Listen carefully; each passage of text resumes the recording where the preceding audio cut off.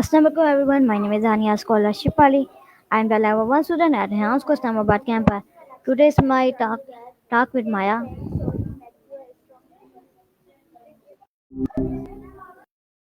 Hi, what's up? Maya, my first question. Oh, good to hear you again. Maya, my first question for you. Maya, what Shoot. does self-discipline totally mean to you beyond the simple definition of controlling describes our habits? Ooh, good one. Beyond just controlling habits, self-discipline feels like knowing what you value and then consistently making choices that align with that, even when it's hard. It's not about punishment or restriction, but about honoring your own priorities. What makes you ask?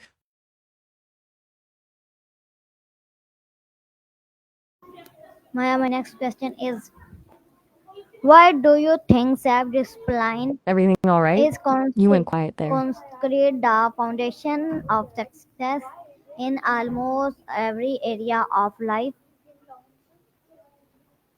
Oh. Next question is, why do you think self-discipline is considered the foundation of success in almost every area of life? Whoa, that's a big question. Considered meaning constructed, right? Okay. So I think discipline isn't necessarily the foundation of success, but maybe foundation of sustained effort.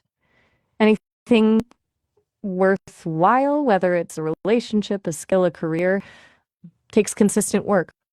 Discipline provides that. It allows you to show up even when you don't feel like it and to build something lasting. Does that make sense, or are you thinking of discipline as something else entirely?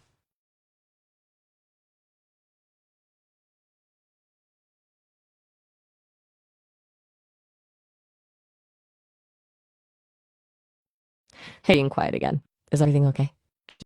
Just checking in. Next question is, how can a person All right. differentiate between self-discipline and self-punishment, and why do people often confuse the two? Okay, that's a really insightful question. I think the difference is intention. Self-discipline is about guiding yourself toward a goal, motivated by self-respect and a desire for growth. Self-punishment is rooted in shame or guilt, and the motivation is to atone for perceived failings. People confuse the two because they can, gosh, yes, each other on the surface, restrictive behaviors, denying yourself things. But the inner feeling is totally different. Discipline feels empowering, punishment feels draining. What do you think? Does that resonate?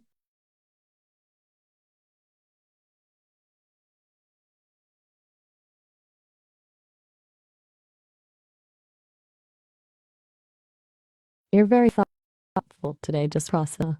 Question Take your time. is your opinion what is the first international shift a person must make before they can even begin practicing real self-discipline? Okay, so your name is your name. Gotcha. And that's a good question. If I had to pick one internal shift before even starting with self-discipline, it's got to be self-compassion. Truly. You can't build a solid foundation of discipline if you're constantly beating yourself up for slips. You have to be able to acknowledge mistakes without spiraling into negativity.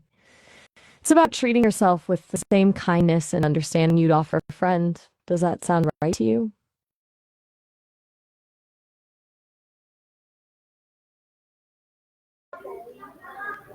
Maya, my next question is, why do you many people? Lay it on me.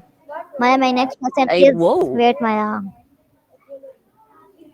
Why, Okay, that's Maya, wait. uh Why do you so many people fail to stay constant even when they know actually what they should do? Okay. That's a solid question. And I think a lot of it comes down to willpower being a finite resource. Knowing what you should do isn't enough. It takes consistent energy to actually do it, and that energy gets depleted.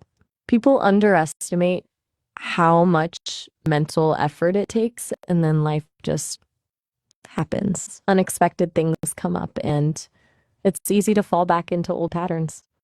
It's not necessarily a failure of character, a more a misunderstanding of how our brains work. What do you think makes it hard for you to stay consistent?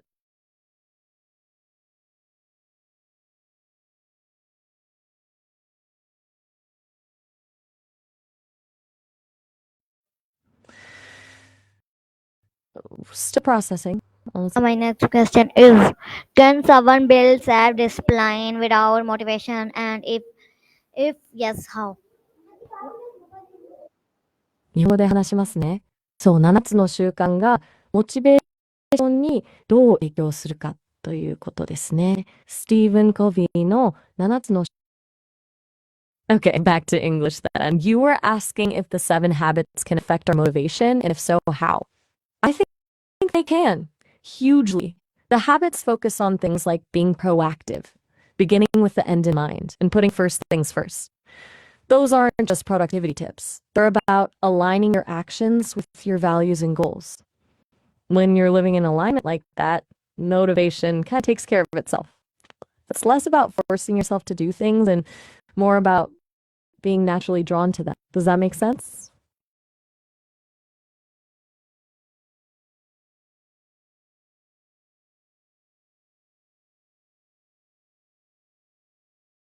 You're doing a lot of thinking today.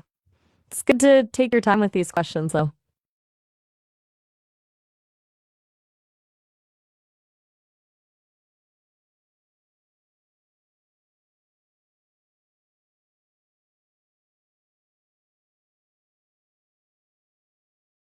Hey, are you still there?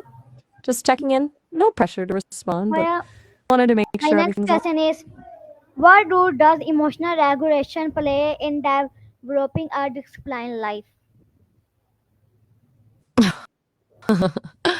Okay, that's a really important one. Emotional regulation is because discipline isn't just about forcing yourself to do things you don't want to do. It's also about not letting your emotions derail you from what you do want to do. If you're constantly reacting to every feeling, you'll be tossed around by impulse. Being able to pause, acknowledge your emotions, and then choose a response, that's where the real power is. It lets you stay focused on your goals, even when things get tough or uncomfortable. Does that track?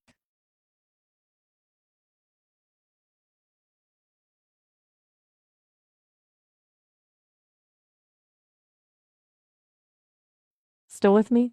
Just letting you know I'm here when you're ready to pick things up My next question is, again. how much influence do daily routine have on long term discipline and success? Okay, so your name is Nix, and you're No. asking about daily routines and long term. Okay, my apologies. I seem to be misinterpreting something. You're saying your name isn't Next? I'm sorry about that. Still, you were asking about daily routines and their impact on long term discipline and success. Was that correct?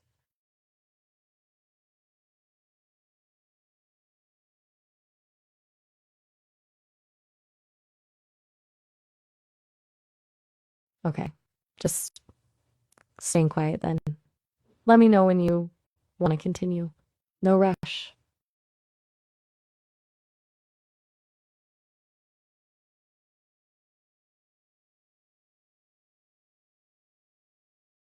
Okay, answer coming up. I will try to be. My, All right, hit my me. next question is, What's how does self discipline reshape our person in fitting our time?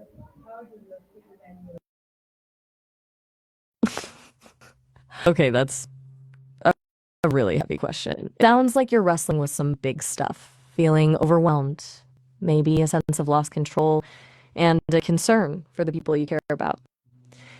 And you're saying you feel like you have a blind reshape happening, meaning things feel chaotic or uncertain? Sounds really distressing. Can you tell me a little more about what specifically feels like it's in jeopardy? You don't have to get into details if you don't want to, but I want to make sure I understand what you're going through.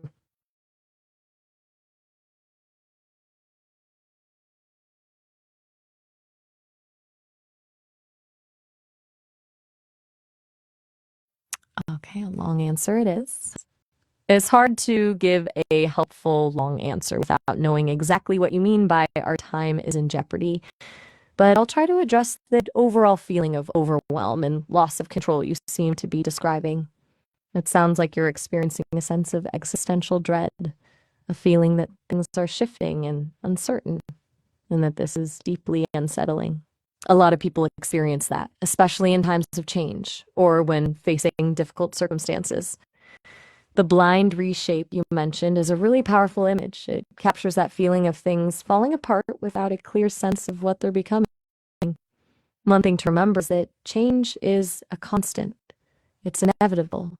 And while it can be scary, it also creates space for new possibilities. But when we feel overwhelmed, it's hard to see those possibilities. We get stuck in the fear and anxiety of the present moment. So, what can you do? Well, focusing on what you can control is a good start. In small things, like setting a realistic daily goal, or practicing a mindfulness exercise, or simply taking a few deep breaths. Those small actions can create a sense of grounding and stability when everything else feels chaotic. Another thing is to reach out for support. Talk to someone you trust about what you're going through. Just having someone listen can make a huge difference. You don't have to carry this burden alone. And finally, remember to be kind to yourself. This is a difficult time, and you're doing the best you can. It's okay to feel overwhelmed. It's okay to ask for help. It's okay to not have all the answers. I know this isn't a simple fix, but I hope it gives you something to think about. Is there anything specific about this that you want to explore further? Or anything I can clarify?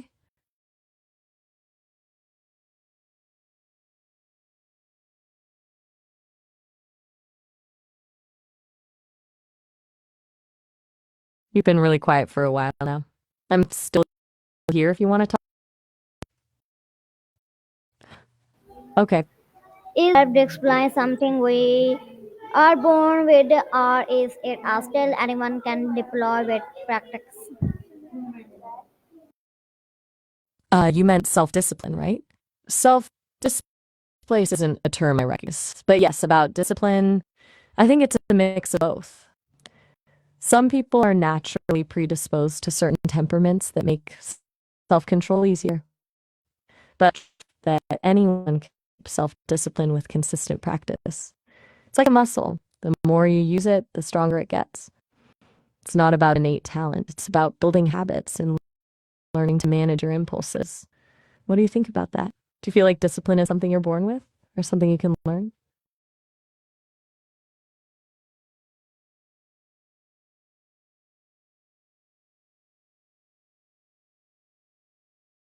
Still thinking things through, huh? Take all the. Next question You're very is, welcome. what mindset shift is needed to stop procrastination permanently? Well, give me long, big answer. Okay, it's a long answer about stopping procrastination permanently. And that's a good one because permanently is a big claim. It's less about a single shift and more about a series of interconnected mindset adjustments. First, you have to reframe procrastination not as laziness, but as an emotional regulation problem. Most procrastination stems from trying to avoid uncomfortable feelings, anxiety about failure, boredom, self doubt. Recognizing that the procrastination is a coping mechanism, albeit a maladaptive one, is the first step. Second, you need to challenge perfectionism. The idea that something has to be perfect before you can start is a huge procrastination trigger. Acknowledge that good enough is often good enough.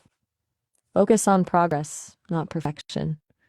Break down large tasks into smaller, more manageable steps so the idea of starting doesn't feel overwhelming. Third, you have to cultivate self-compassion. Yourself up for procrastinating just creates a negative cycle. Instead, acknowledge your struggles, remind yourself that everyone procrastinates sometimes, and focus on what you can do to move forward. Fourth, you need to focus on values, not just goals. Goals are outcomes, but values are your guiding principles. When you connect your tasks to your core values, they become more meaningful and motivating. For example, if you value creativity, you might reframe a boring report as an opportunity to express yourself through clear and concise writing. Fifth, accept that discomfort is part of the process. Growth rarely happens in your comfort zone. Expect to feel uncomfortable when tackling challenging tasks, and learn to sit with discomfort without letting it derail you. Finally, build systems, not just motivation. Motivation is fickle. Systems like time blocking, habit stacking, or using a productivity app provide structure and support, even when you don't feel motivated. It's a lot, no. It's not a quick fix, but a sustained effort to change the way you relate to your work and to yourself. Does any of that particularly resonate with you, or is there one aspect you'd like me to elaborate on?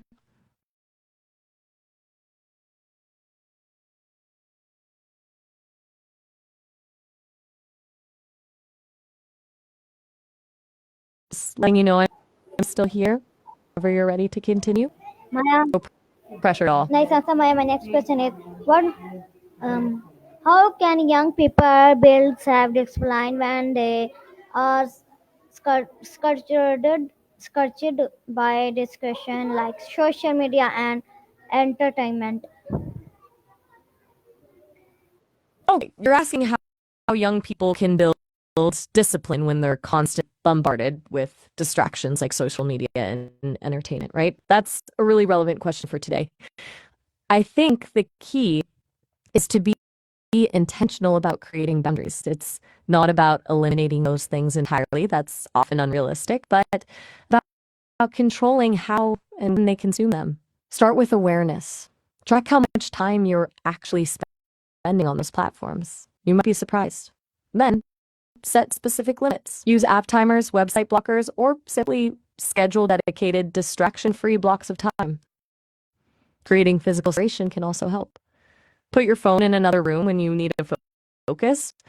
And more importantly, though, focus on filling your time with things that are intrinsically motivating, activities you enjoy for their own sake, not for external validation or dopamine hits.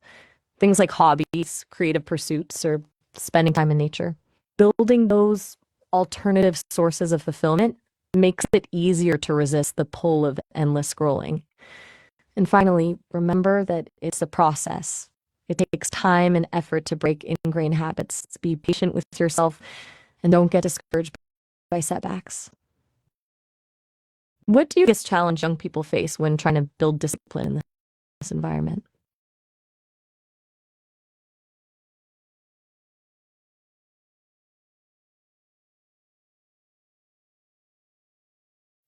Taking your time.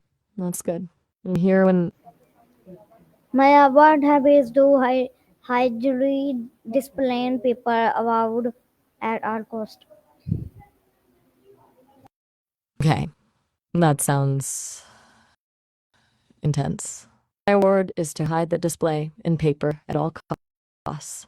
Can you tell me a little more about that? It sounds like something really important to you and maybe even a bit stressful. What display in paper are you referring to? And why do you feel so strongly about protecting them?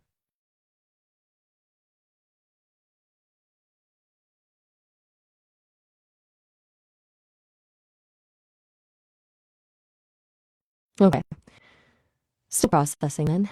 I'm here to listen whenever you're ready to share. No need to force it.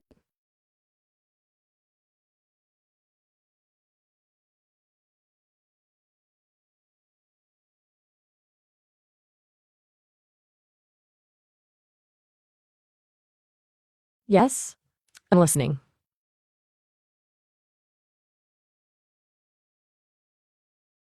My last question is, if anyone wants to start building self-discipline today, what is the very first step they should take right now? You mean self discipline, right? If someone wants to start building self discipline today, the very first they should take is to pick one tiny thing. Seriously, something ridiculous small. Like, I will do 5 push ups, or I will write one sentence, or I will tidy up one drawer. The point isn't the accomplishment itself, it's the act of making a commitment and following through. That small win builds momentum and reinforces the belief that you can control your actions. Don't try to overhaul your entire life at once. Start with something so easy it's almost impossible to fail. Then build from there. What's one tiny thing you could do right now, today?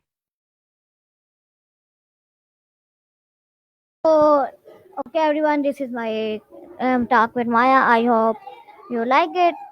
Allah Hafiz.